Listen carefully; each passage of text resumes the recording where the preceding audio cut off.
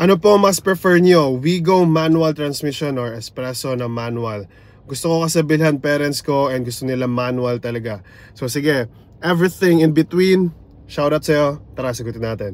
So let me begin by saying that both of these cars are really great affordable cars or budget cars. So they are really indeed are perfect for first car, second car even, and then yun nga para sa mga parents natin, no, kasi napakamura nga, and then parts are also readily always available, maintenance is also good. So major na difference lang talaga nitong dalawang to is yung ground clearance. So strength ni Espresso yon, and then si Toyota Wigo naman medyo may pagka sedan na kasi siya. So medyo style clash nga talaga tong dalawang to, kasi medyo lowered si Wigo, closer to a sedan na yung looks niya.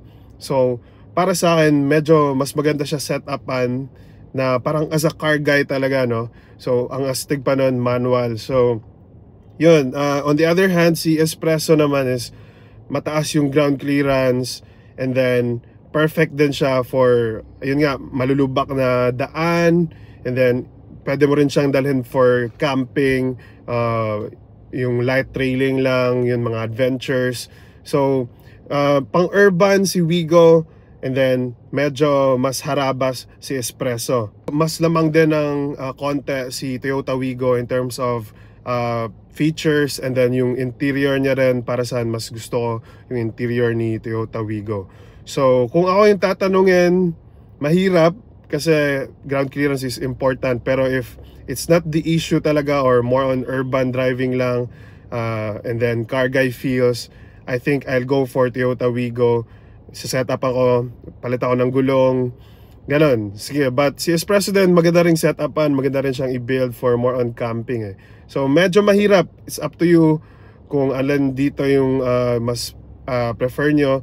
Pero yun nga, sa akin, I think I'll go for Wigo in terms of the overall build quality.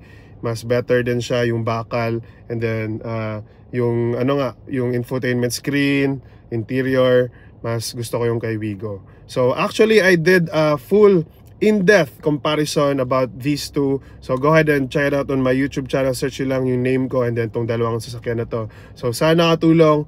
Follow for more.